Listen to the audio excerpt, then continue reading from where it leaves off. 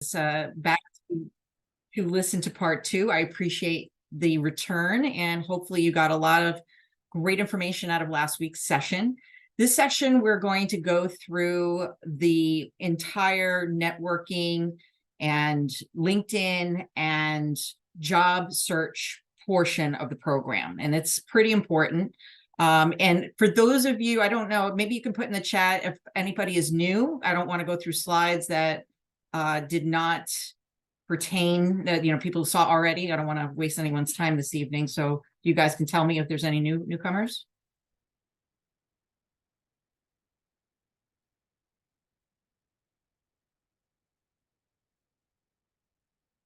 I think you're on mute, Bethany. I was just gonna say, I think we have a couple of new folks, so if you don't mind covering those. Not a problem. Not a problem. All right, fantastic. So my name is Joana Donovan, for those of you who are new, and I am a certified resume writer and digital career strategist. I have about 25 years or plus of experience in the corporate world, and I also have vast experience over the last 4 years plus being in higher education, earning my bachelor's at the University of Central Florida. So I'm capable of having discussions with folks that are just coming out of college or seasoned professionals, maybe returning to work. I have the ability to kind of see through a number of different lenses. So STC was kind enough to ask me to volunteer my time here and share some of my knowledge over the last couple of years, and hopefully get those of you who are looking to get back in, transition, whatever your career journey is, get a little help and little wind beneath your wings, so to speak, into the next phase of your career search. I have been a member of STC for, I think I'm going on my second year now, and I enjoy working with the folks that are in and around the team, working behind the scenes. They do a real great job of keeping you all connected. And a little bit about my firm. My company is Propel Resume and Career Services. I'm based out of Wellington, Florida, which is right outside of West Palm. And I do everything from resume writing to digital profiles, which is the LinkedIn, to interview prep. And interview prep will be part 3 of this series, which will be next Thursday. And if anyone is interested in contacting me after the series is over or during the series, my contact information is here. Or if you want, you can use this QR code and you can take the snap with your phone and save my contact to your phone. If there's questions, please have them at the end, put them in the chat. The ladies will read it to me at the end. And this, for those of you who joined me last week, this presentation is a little shorter, and that way we'll have some more room for questions at the end. I think last week was just pretty intensive with the material we had to cover. So the session this week is going to cover job statistics, career searching, job seeker strategies, job board resources, internships, LinkedIn, and networking. All of it is sort of packaged as you're going through this phase. You've done your resume, you've done your cover letter in some capacity, and now you're at the point where you're trying to figure out where you fit. What is your next move? Where is the place that you can make the most difference or are going to be the happiest, most fulfilled? And this is hopefully will give you some guidance as to what may be some options or strategies you can use moving forward. So last week, someone had asked about the jobs that I had posted. Well, it was more of what was the September jobs report that I posted last week. And basically, what were the areas or industries that were hiring or not hiring as much. So the next slide, this slide and the next one will kind of give you an overview of the industries that are looking to hire, and that's this particular slide. And then the next slide will show you what's at a deficit. So there's a little bit of it here at the bottom for information, but basically hospitality is really big as we've now post-COVID. People are getting back to vacations and the industry is ramping up. Anything having to do with cruising or international travel. Of course, government is always big. There's a lot of fluid movement in the government, whether it's local or state or national. Of course, healthcare is always going to be looking for help, especially if you're in the nursing field or if you can operate or want to operate any kind of imagery machinery, that's always been big. There's always a slot somewhere, and they pay pretty well. There's also professional services, retail, etc. So you can see by the numbers, this is just based on September numbers. And if you go to their site, which it's the US Bureau of Labor Statistics, and I think one of the ladies will put it in the chat, you can go and look at prior months and find out how that movement has been during and through each industry. This slide is more of the declines, and sorry, it's sideways, but it was the best way to kind of showcase it. This I got on LinkedIn. It's easy enough for everyone to capture if you want to look at prior months or the current month at leisure later. And essentially they are showing you where the biggest deficit, which is wholesale, consumer services, and retail, because we're moving to a more digital age. So there is a trending where there's a lot less hiring in those markets, unless it's seasonal. Now, you might find that this will be shifted a little bit as we get into November, December, and even January as they do the seasonal hirings. But on average for the year, these are the deficits. Now, as you kind of poll people who are in the marketplace about what they have anxieties about or what's been working for them, these were some statistics that I collected from one of the training sessions that I had been in, and I thought it was kind of telling that basically up to 61% of Americans have layoff anxiety. I'm sure every single person out there, it's probably a higher percentage, but based on what was polled, this is the number they came up with.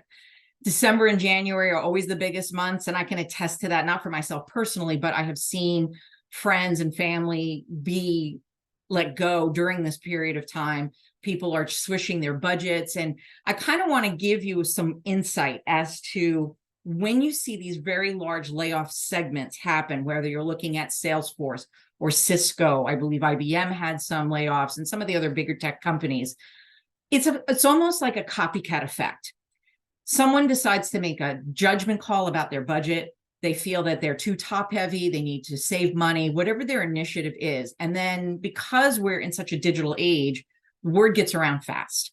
So when they see one company do an adjustment to their overall revenues and how their expenses are, other companies start looking at themselves and basically say, well, maybe we need to do something. And that's what you start to see, this huge attrition of people looking for work. And it's not because there's a down cycle in their business model. It's just they're making adjustments. You've seen Disney do it, and you know they make a lot of money. So know that these are sort of just copycat effects of what they're doing to kind of go with market conditions. Doesn't mean that those folks will be out of work forever. Some of them get recalled back. It's very common that they do these shifts during the budgetary times and then they call back people, but you never really hear about that. You hear more about the mass layoffs. So if we look at the numbers, the new, jump function risk is another anxiety. There's a lot of different perspectives depending on what industry you're in, how long you've been at your job. And so you'll find that these percentages will definitely fluctuate. This, without saying, this bottom piece from JobVite is very telling. And we're going to talk about a little bit about the referred and networking and all of that, because it is really important that you stay connected in circles on LinkedIn, within your family, within your friends, coworkers, however you kept up your networking circle. Referred candidates have 5 times more likely to get hired. I have been in some of these recruiting training sessions as we're working through like ATS systems and getting the details from them. They'll tell you, they'll show you their screen. They'll say, if somebody comes in referred, or somebody, says, I know someone, or someone told me about this job, whether it's a direct referral or just a comment, they have hierarchies on their screens showing who they want to go with first. And typically it's the people who are referred. So if at any point after we go through all of this, you figure out where you can make those changes in your job search, I would highly recommend you do it. It is very effective to go in with a referral. And then they have 5 times more than the average applicant and 15 times more an applicant found that the job posting found a position via job posting and then did their networking, which we're going to talk about, is all intertwined. And then 78% of recruiters feel that referrals are the best way to find qualified candidates.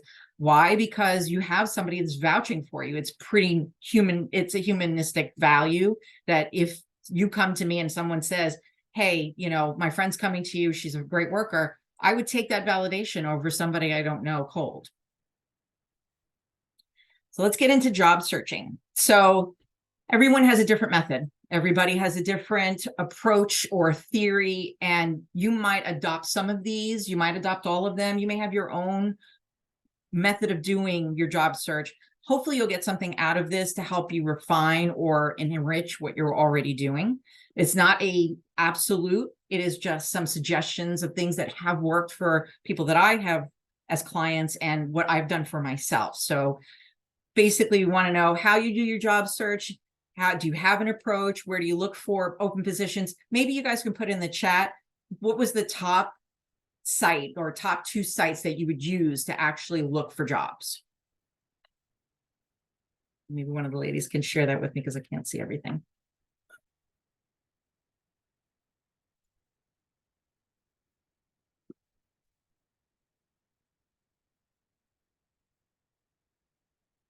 I don't know if anybody's on watching the chat. Yeah, sorry, I was on mute. Okay.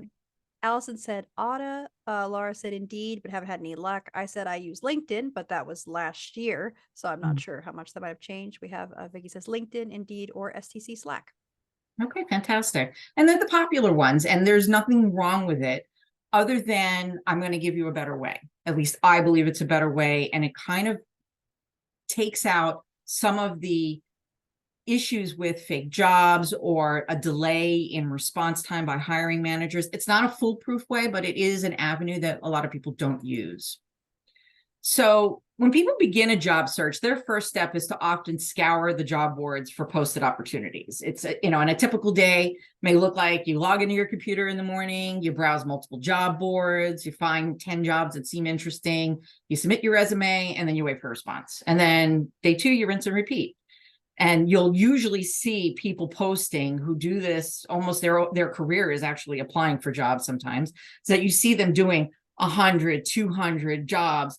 In my opinion, if you see someone that's posting that often, it's because they're not really paying very close attention to the fit of that company or the fit of what they need in order to move forward. They might not match what their resume is saying or what their capabilities are. So always take it with a grain of salt. I think that if you're applying to that many jobs and you're not getting a response, there's something that needs to be changed. So if this is you, there is a better way. I like to tell folks that if you don't really know how either to get into an industry, you don't know who you want to be, maybe you completed your degree at a 4-year institution and then decide, oh my God, I really don't like what I'm doing. What else can I do? Your best option is to really look at a company first strategy. What do I mean? There are companies that you may follow. I'll use Apple, and a lot of people have Apple phones. They love the products. You might find that working for them in some capacity might be a fit for you. You might be in the healthcare industry, and you might be looking at one of the bigger outfits that own a lot of hospitals. And like here in Florida, I don't know if they're national, but HCA is a pretty big outfit coming in with new robotics. And they might have things that will be a good fit for you. But how would you know if they don't post the jobs on a LinkedIn, Indeed, Monster, Career Builder? It really would be at a disservice if you don't go to the company pages. And to boot, which we'll talk about in a minute, you'll find that a lot of times what you might be doing now and maybe want to make a lateral move might be called something completely different on somebody else's website. And so going to the actual company gives you a couple of options.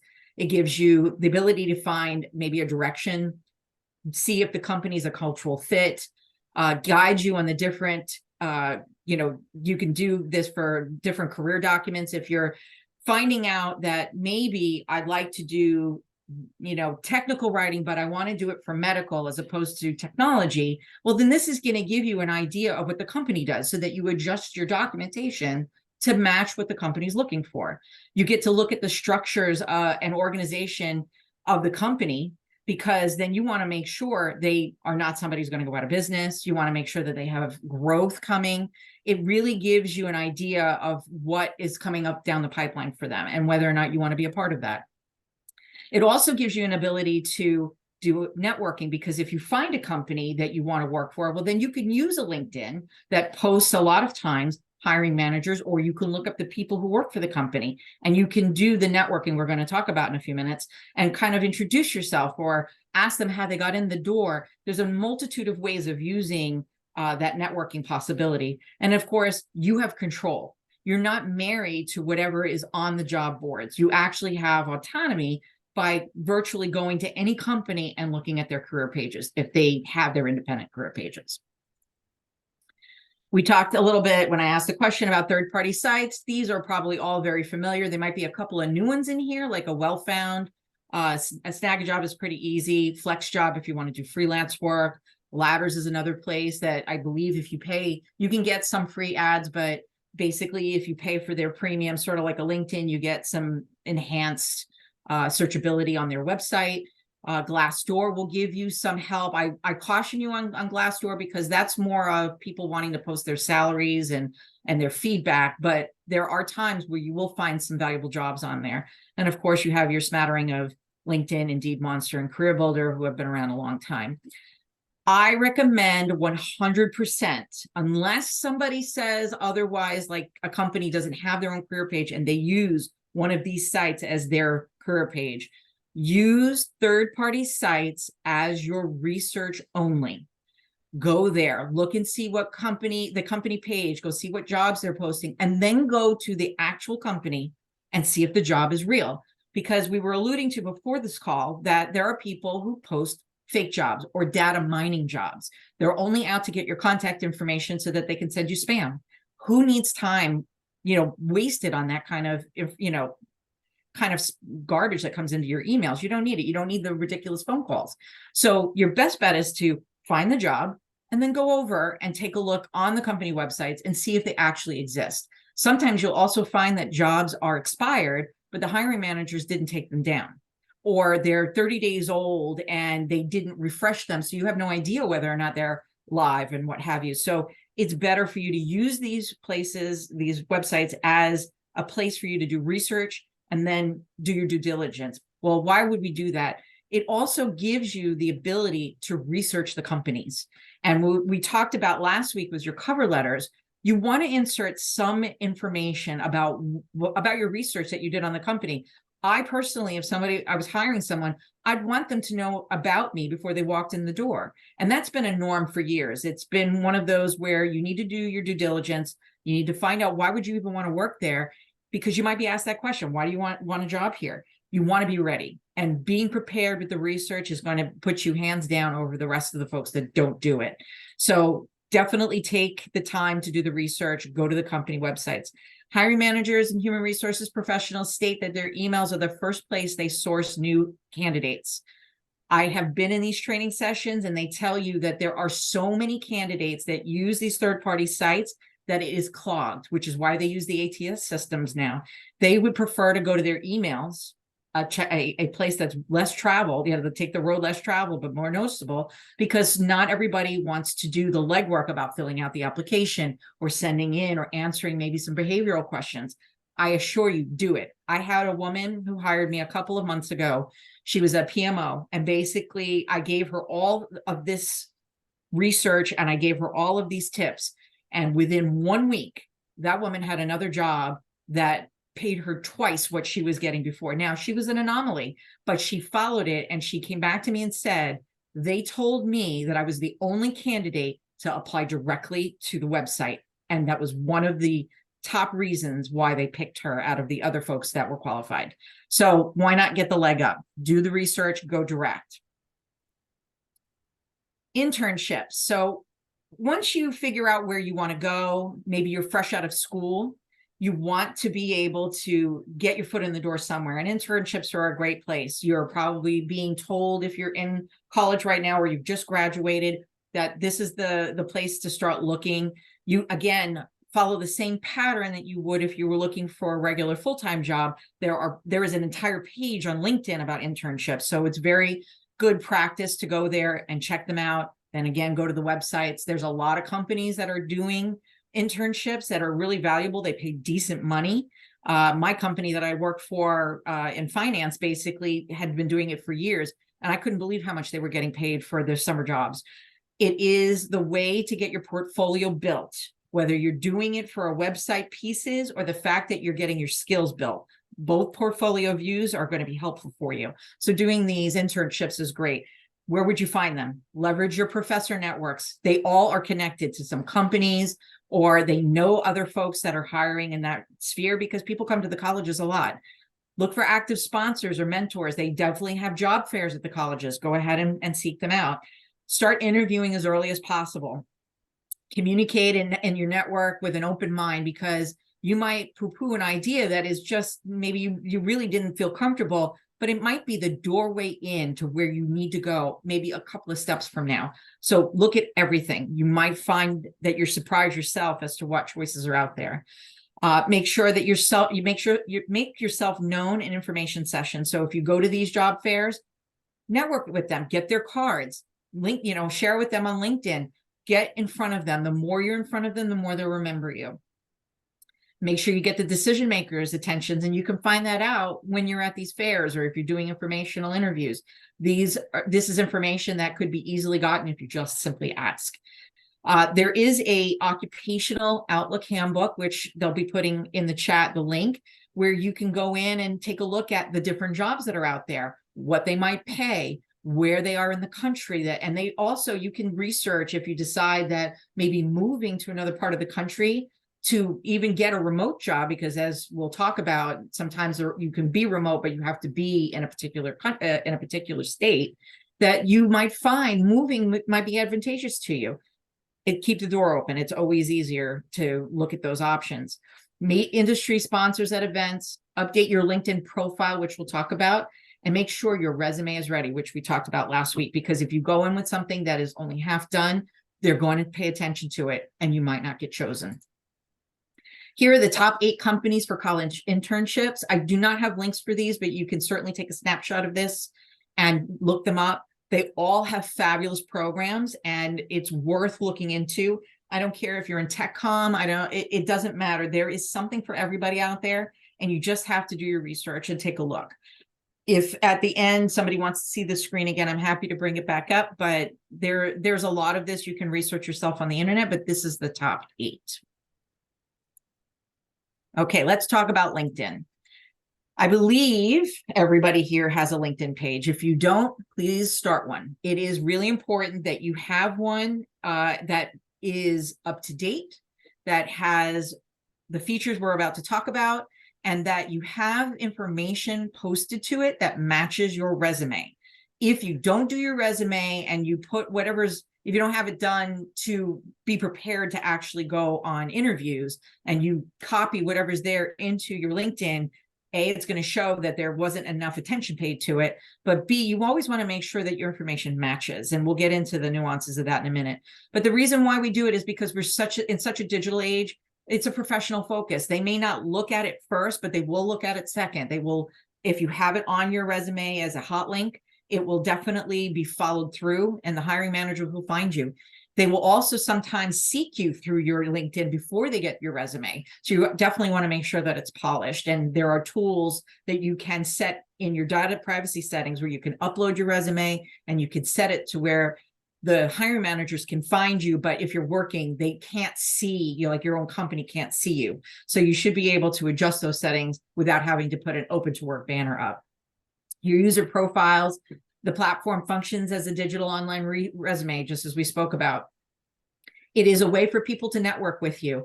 The emphasis is building and maintaining connections. So even if you worked with them 10 years ago or 2 years ago, the connection is the same. And you'll understand in a few moments how the connections will help you, especially if you maintain the relationships, in helping you get in the door with some companies.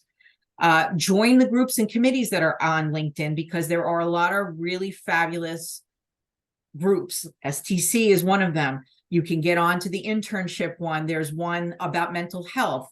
There is one that has to do with college students. There's so many of them. You could start your own. And there, I believe there's a one that was recently, I think it was last year, got started. It was on more displaced mortgage professionals. So there's plenty that can be done, whether you start it yourself or somebody else did. Go ahead and do it. There's one for women company owners, or just people who are women who are seeking to get into upper management. Sky's the limit. And if it's not there, go ahead and start one. I'm sure you'll have plenty of followers.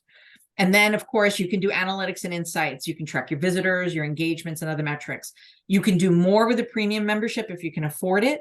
But if you can't, it will still give you some idea of who's looking at your page. And therefore, you could go back and look at theirs. And that definitely helps enhance visibility.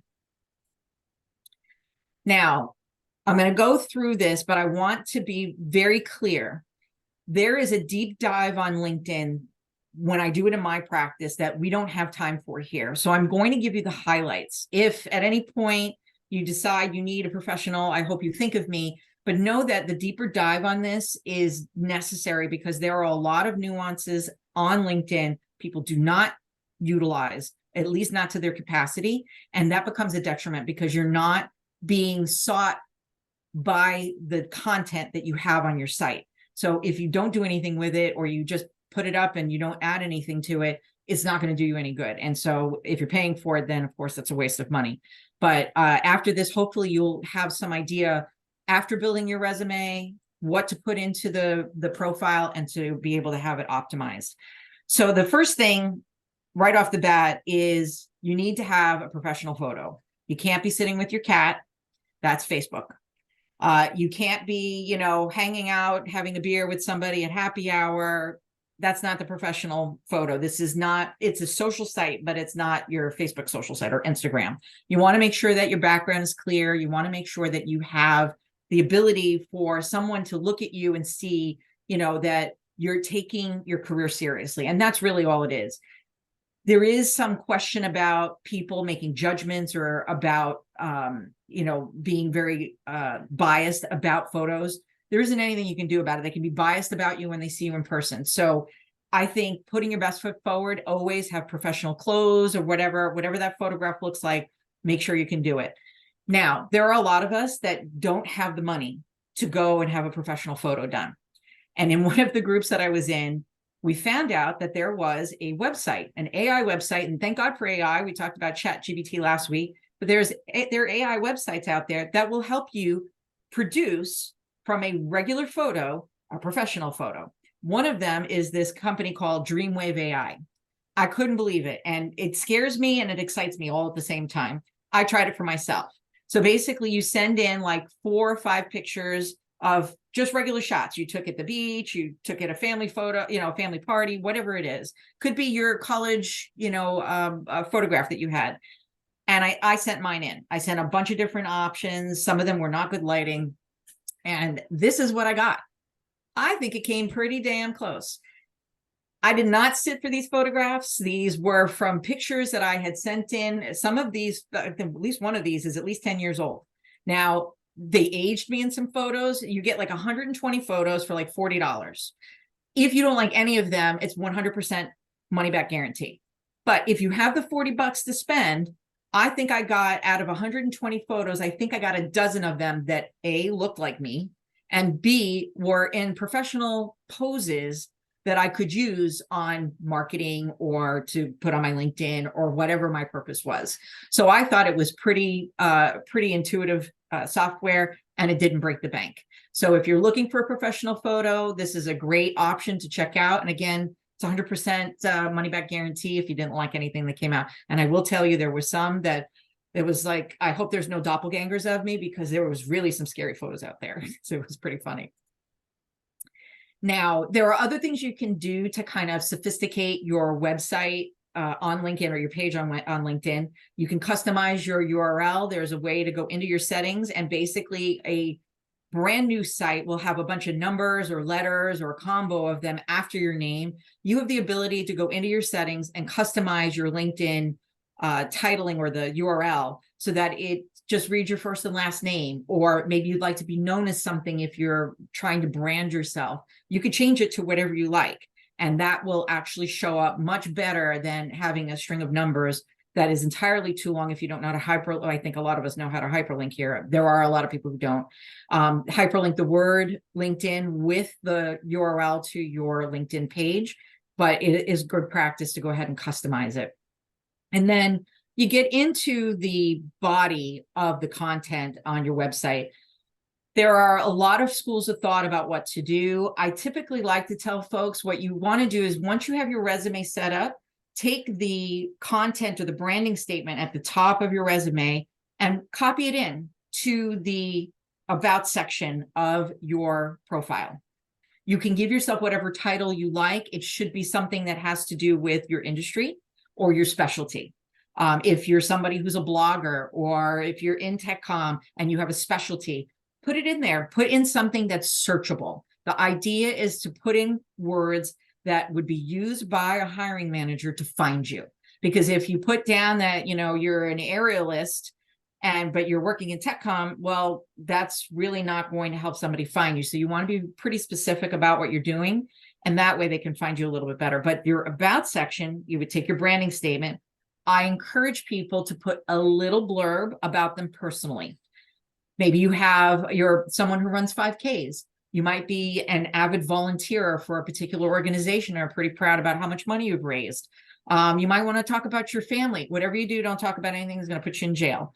You definitely want to make sure that you have something that's of interest, because what happens is somebody like a hiring manager looks at your profile, they might use that as a talking point. It might be the icebreaker that you need in order to get comfortable into the interview. And likewise, I would hope that you would do the same for the hiring manager when you know who they are and kind of look at their bio. They may have something very similar. And then the last component I would recommend in that about section is to put a number of hashtags. Anything that relates to what you want to do, anything that you're super interested in on the career side, put them in. You can use ChatGPT for that purpose, by the way. You can put in whatever your title is and have it spit out 10 hashtags for you. And it would do that very simply. You copy and paste it in, very little legwork that you need to do. And it's pretty intuitive. Any little bit that helps you get noticed is really important. Now, I'm going to kind of go over this very briefly. It's not on this slide, but there's a big drive about putting in the skills in each job and making sure that it is compounded. And what do I mean by that? If you are someone who writes, let's say you're a manager, you're a project manager, and you are a leader, there are a number of different efforts as a project manager, and we could all be project managers in tech comm. Essentially, you want to make sure that the same skill is repeated for every job that it qualifies for.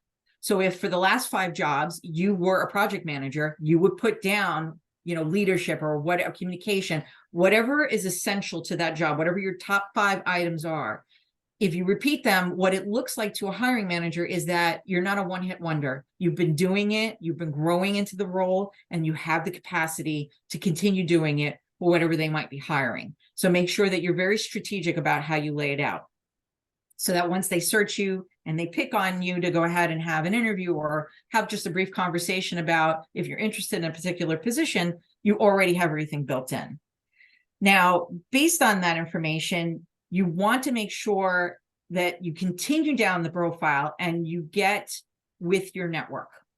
It is super important to make sure that people vouch for you. Now, if you're working, I caution you. You do not want to go after referrals or recommendations from people you're working with at the moment, because they could rat you out and then you might get fired. So you don't want to do that. But you might have people you're friends with from prior jobs who are avidly looking maybe to reciprocate on getting something from you. And LinkedIn loves that. It's all about the algorithms. It's all about making sure people are connected. So if you're going to go after someone to ask them for a recommendation, be conscious and courteous and return one for them. And what it does is it builds out more keywords for your profile. So it's super important that you go through it. LinkedIn has a very good option about walking you through the process, making sure you know them, where you know them from, so that you're not asking people blindly for a recommendation. And by that, when you start doing that build out and you start looking at the folks that are in your network, you can figure out that there are first, second, and third degree network people. Those folks will help you when you're navigating jobs that you see on LinkedIn that have a hiring manager posted. And we'll go about that in a few minutes. But you basically want to see where they lay in relation to the job that you have. So if you don't build up your network and you don't get people to connect with you or vouch for you, it'll be a little harder to ask for favors. So you want to make sure you build that out. You can also add media. You can add videos. You can, if you follow me on LinkedIn, you'll see that 3 times a week, at least, I'm putting out some sort of content. You want to make sure that you're a SME or a subject matter expert in whatever it is you're looking for, because when hiring managers come to see your page, you want to make sure that they know you know your stuff, that you are consciously working to keep relevant and on top of all the nuances that are going on in your industry. I don't care if you're a teacher, if you're a nurse, if you're a tech comm, if you're in IT, it does not matter. Content matters. Put out videos, put out PDFs, put out whatever kind of media that you can that will enhance your algorithms, show people that you know what you're talking about, and that you're an expert at what you're doing. And this is also a great place for TechCom folks to be putting in their projects. We talked about that last week with your portfolios. You can add some of them in if you're willing to share them. Maybe it's just a 1-page or a flyer or whatever that looks like, whatever you won't get in trouble for sharing, that would be the place you could put it in. And you can set it as a featured item. So it sits right below your About Us or right above your About Us, About Me section of the profile. Here are things not to do. You don't want to use a profile photo, which we talked about. Do not overshare your personal information. And please, please, please do not complain about things that are not going right in the marketplace. People see that and they walk the other way. They will not engage with you if you are chronically upset about things. If you want to talk about that, that's a Facebook's for that, or you could do it privately with a friend. But once people see negative comments, they will not call you. And it's unfortunate that if you would get passed up for opportunities because you voiced your opinion. Now, it is a free country. You can do what you want, but I'm urging you to consider thinking about what you type, because it becomes almost permanent record. People keep snapshots of that, and you really don't want that following you later on. Don't send generic connection requests, because people, I get it all the time. People are like, oh, I'd like to connect with you. And then 5 seconds later, they're trying to sell me something. Don't do it. I block you. That's kind of very simple. Don't post the controversial content. If you don't like what a company's doing, don't talk about them. It's better to just keep on walking. Don't ignore your messages. There are a lot of hiring managers that do use the private in-mail messaging, and it is important that even if you don't like the job that they're posting or asking you about, that you just politely say, hey, I'm sorry, this is really not my wheelhouse, but I'm open to other opportunities. That way they don't shut you down if something else comes up that is in your wheelhouse. Don't lie about what you do. It will come back and bite you. It's not worth it. And I have had a lot of people say, well, can't you make my profile look like this? No, I can't. It is not a good practice, and I'm sure there's nobody here doing this, but there are people that want to enhance themselves because they want to get into a particular area, so they'll make something up. It will come back. If somebody will ask you to do whatever you said you're doing, and if you don't know how to do it, you might just get fired over it just because you've misrepresented. Don't overlook recommendations and endorsements, which we just talked about. And of course, don't treat it like any other social media. It's not worth it.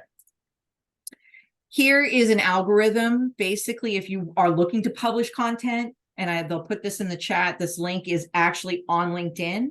You can see what good times are to post, the weight of engagement. It really is a handy little tool. This was put out a little bit earlier this year, and I think it's clever. If you can, even if you're putting out a couple of sentences, something that was reposting an article is also very good, something in your industry. This is a great way to kind of keep track of when people would see you the most. And again, as long as you're engaged, people will see it and you'll reach more masses, which means that there'll be more people looking at your profile. There is also a handy little space in the LinkedIn world about roles. And there's a link for this too. They'll put in the chat for you. And basically you can go in and look from A to Z, all the different types of roles, and you could drill down into them and find out more about them. It is great to visit, especially if you're being very, you're having like a single vision about what you think you should be doing. As I mentioned, there are a lot of people or companies that are naming job titles 50 different ways for the same tasks. So it's very helpful to get into this, look around. You might be pleasantly surprised with some additional search options that you hadn't previously considered and probably didn't come up in one of your previous searches. All right, let's talk about networking. So this is a snapshot of what you typically would see on LinkedIn. And as you know, I'm going to go through a couple of little things here, but we're going to focus on the hiring team portion in a minute. But I want you to kind of look, the technical writer, the location, whatever, tells you how many hours, of course, or days or months or however long they posted. And then it tells you about the applicants. I want you to be conscious of this applicant. Everybody's seen it. Sometimes a job gets posted and there's 100 people. I will tell you that because I've been in some of these trainings, there are a lot of people overseas that are looking for sponsorship, and they are really aggressive about applying to every single job they can possibly get their hands on in order to get noticed that somebody will sponsor them to come here in the US. They come from Middle East, they come from China, they come from UK, they're all over. They come from South America. They're all looking to come here, and there are a lot of companies that will sponsor and pay for their paperwork and pay for their travel. So sometimes you'll find that these numbers are so inflated. Do not be afraid to apply. And of course, you're not going to apply here. You're going to apply on the company website. That way you're not in this what I call candidate noise. It is really unfortunate that there is this influx of people vying for the same position. But again, you're only using this as your tool, your research tool. You're going to apply elsewhere if this is a real job. So, but I don't want you to be afraid to be like, oh, there's 200 people applied, I'm not going to apply. Don't do it. Go and apply. Don't worry about what that says. And of course, you want to pay attention to all the details in the ad, make sure it is a proper fit. The most important part of this, aside from obviously the job description, is a lot of, not all, but a lot of these job ops have meet the hiring team. You can see them on your premium version, and I believe you can see them on your regular version or your unpaid version of LinkedIn. This is great. You can drill down and kind of do a research on their profile. It is totally, you're totally capable of doing this. It gives you the opportunity to kind of say, hey, I've been looking at your profile, so that when you do send in your application and your resume, they'll go into their LinkedIn and they'll say, wow, that person checked me out. They were doing some research. You want to be seen. Click on them. Don't be afraid to. It will give you some insights as to what they've been doing, how long they've been working there, and it might open up the door for you to do your informational networking, which we'll talk about in a moment. But basically, you want to make sure, if at all possible, you see this. Now, if you don't, you can go directly to the company and look at people who work there. Maybe you find the HR team. Maybe you find somebody in a department that is with a similar title as you, where you can connect with them and say, hey, I like to know how you got into this line of work. Would you have a few minutes? And I'm sure most people, if they don't think that you're trying to buy, sell them something, they'd be willing to give you a few moments, and we'll work on some language on that in just a moment. Now, there are a lot of you who might have social communication paralysis. It's just your fear of talking to people, whether it's in person, on video, on chat, doesn't matter. You have this phobia about being able to just start the conversation. You are not alone, and it is okay to be afraid. I'm afraid every time I come up here to speak to people, so it's totally normal. How you navigate it and how you let it impact you is what the results will be. You definitely have to take it in a sort of a planned methodology in order for you to be able to overcome the fear of speaking to anyone. Doesn't matter if somebody is sitting next to you on the bus. It really is something, if you take into practice a little bit at a time in different social circles, online, in video, you can build up a sort of a language in your head as to how you can, various ways you can start conversations. So essentially, you want to be able to use maybe some of these steps. Prepare ahead of time. Think about what you want to talk about. What's your purpose for reaching out to someone? What would you look to gain from it? And then kind of do an outline of what your goals are here. Then you set yourself some realistic expectations. Give yourself some grace. You're taking the first step, and that's half the battle. The other party may not always be willing. It's not anything to do with you. It may be that they have the same phobia that you do, the same paralysis about speaking to folks. Just know that you have the power to keep going, keep talking to people until you hit gold. Eventually someone will be kind enough to respond, to be able to take that informational interview with you, answer a couple questions, however it's going to be, or even if it's you in front of a hiring manager. You definitely want to make sure that you take your time. Make sure that you start with familiar contacts, or maybe you have someone in common with them. Maybe after you've done your research, you can see that there are a few people in their network that you know of. Maybe you don't know them personally, but you say, you know, I've heard so-and-so and so-and-so. Kind of breaks the ice. You might want to script your messages. You might want to put in, and I do this with my folks who do interview prep, is I give them some, you know, we work on some language, and they put Post-it notes on their computer screens where it's not visible by anybody that they're speaking to. And basically they're capable of picking on one or two things that will help them navigate a conversation.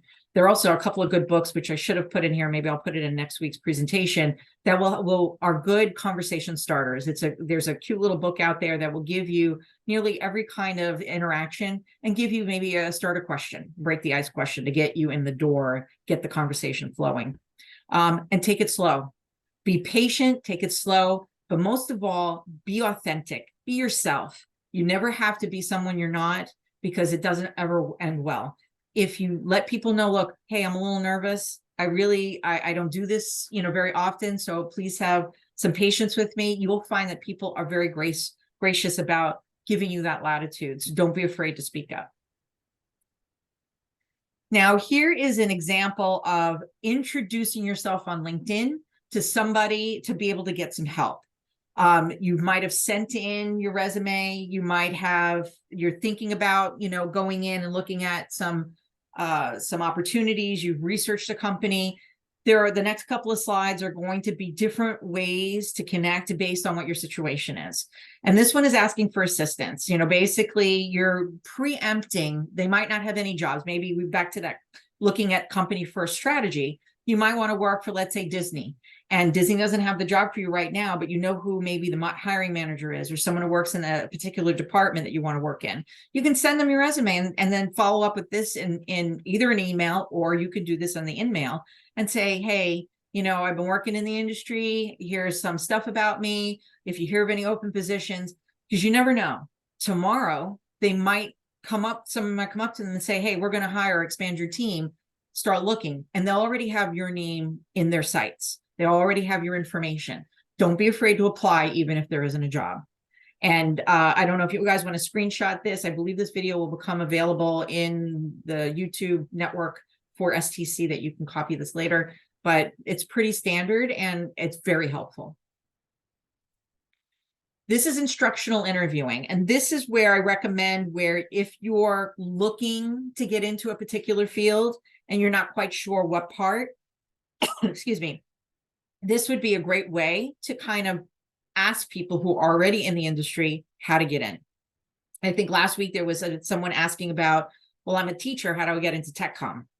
And basically you want to use this as your catalyst.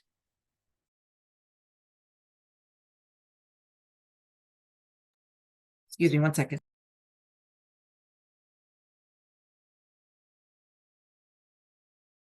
I'm going to take a 1-minute break here, if you don't mind. I'm just going to grab some water. I'll be right back. Pardon the interruption. No problem. In the meantime, I know we've been keeping an eye on the chat. We're getting up to the Q&A soon, so if you have anything you would like to ask, now would be a great time to put it in the chat so we can collect it for the Q&A. Otherwise, thank you all for the lively conversation as we go along.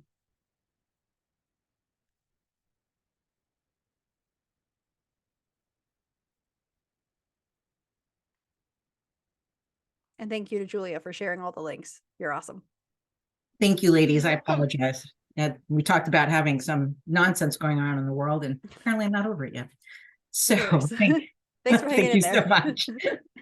Anyway, so this networking is really helpful, getting into places that you are not quite sure how to navigate. It's a great way. As I've had some of my clients who were stay-at-home parents and decided to get back into work after 10, 15 years of being at home. This is a perfect opportunity to be able to use your conversation skills to get in the door by talking to someone who's in the field. You may not necessarily get the job with that company or next to that person, but they could navigate. They could say, look, you know, I heard of a job X. It gives you another avenue to be able to find additional opportunities. Outreach, after you've applied, this would be the kind of language you would use to follow up. You would find whoever might be in it, and this might not apply every time. So I use this, use this with caution. You might not see the hiring manager, but if you do, this is the language that I would recommend you use in order to layer in that visual effect. You've sent in your resume directly to the website. You can basically let them know you did, kind of give them a little overview, kind of prompt them to get that, schedule something, and they'll let you know. Some people may not answer, and that's just who they are. But you might hit at least one person that would be willing to work with you and follow up with you after you've applied. And that is the end of this session. So I'm hoping we have some good questions. And I appreciate your patience after I have my little coughing fit. And so let me know what people would like to have more information on. All right, great. Thank you so much, Joanna. Again, a really great session, chock full of information. Julia, do you have questions that you've captured that you want to share? I had one that came through chat, which was discussed a bit in chat, but I'm curious, Joanna, would you have any insight or thoughts on the following question? Has anyone here posted content that they have done for their current employer on their LinkedIn? Like just links to content you created that is public? If it is public and your company has approved it and anyone could easily research it, absolutely. If you've participated in the development all day long.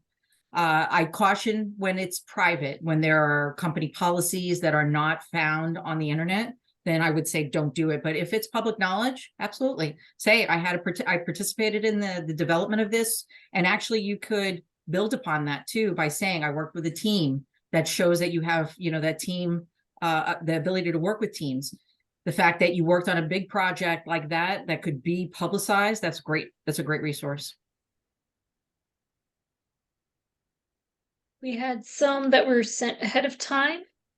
What are some ways to reach out to a recruiter directly about a job posting their listing on? Okay, we kind of went over that. You can use one of those pieces of networking letters or emails that we were just showcasing a little while ago. The first one where you were just asking for assistance, that would be the one I would recommend if you're looking to get in the door somewhere. It already has some verbiage in there that says, hey, if you know of anything, here's my information. You can send an attachment through LinkedIn with your resume, or you can direct them to pull it from your profile if you save it in your data privacy settings. Okay, the next one is, what are the best ways to network if you're not comfortable initiating a conversation? We were just talking about that too. Yeah. Hopefully I was helpful in that segment. You definitely have to give yourself some grace, be authentic, and just plan it out. I think it's much easier on anybody. You never want to go in cold without preparation. So I think if you do that, you will feel much more comfortable that way. Ask a friend. You could always because I was ask seated and somebody else in common. I'm sorry, I didn't hear that. I think a Sorry. speaker intruded. It happens. Okay. I think if you even practice with a friend, it's possible that you could do that too. And that would hopefully give you some inspiration and confidence that whatever you're going to express is coming across well.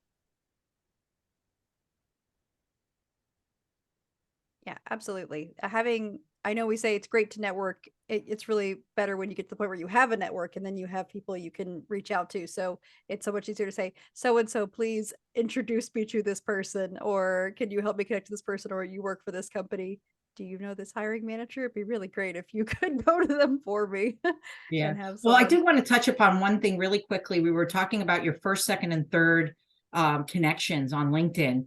obviously your first connections is how you know them personally, but you could leverage one over one of the other two. So if you're looking, let's say somebody's a third and the one that's in your first position knows them, you could figure out an introduction indirectly with them. So that is an option for you to try if you find a triangle of 6 degrees of separation, if I call it.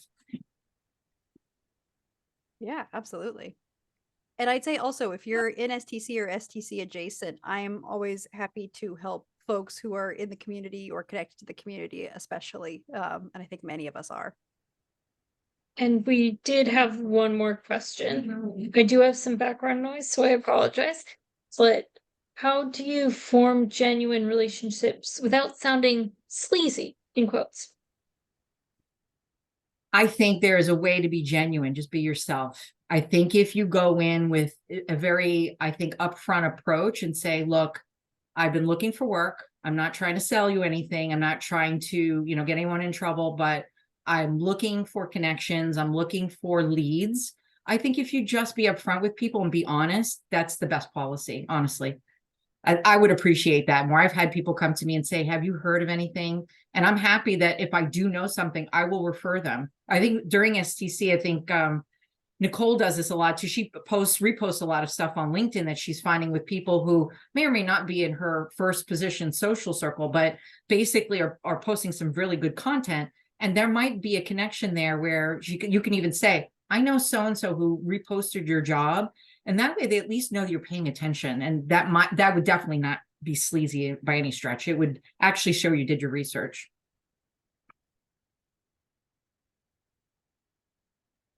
We did have one question come in from the chat while you were talking. During the job search process, is it possible to over communicate with the hiring manager?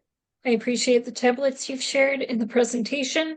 Sometimes I feel like I write too much when messaging the hiring team.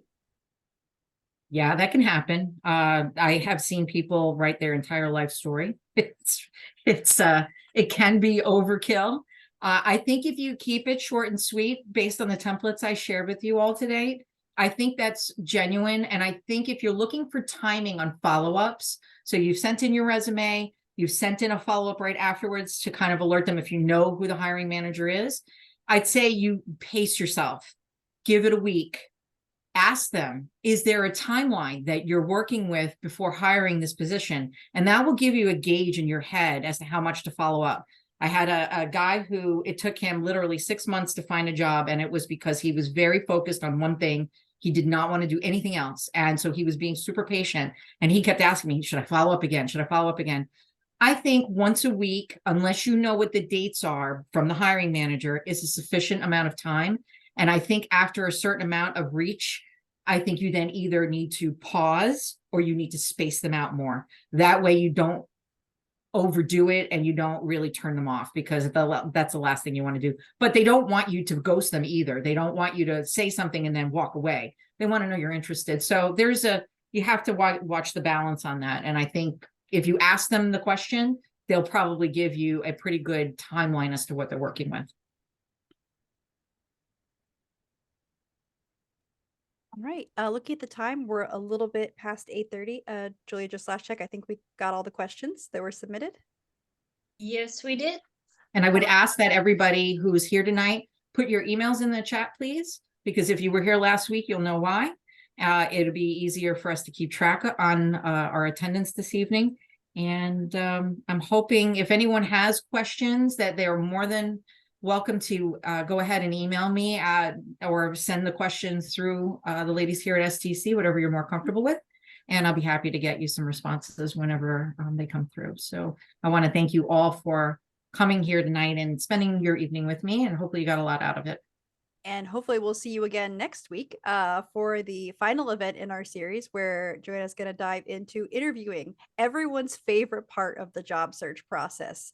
It is the most important part. It's really critical, and many of us are not natural interviewers, so we're really looking forward to your tips. So hopefully we'll see a lot of you next week. But if not, we'll see you in an upcoming STC event in the future. So take care, everyone. And Thanks, everyone. Have a great evening.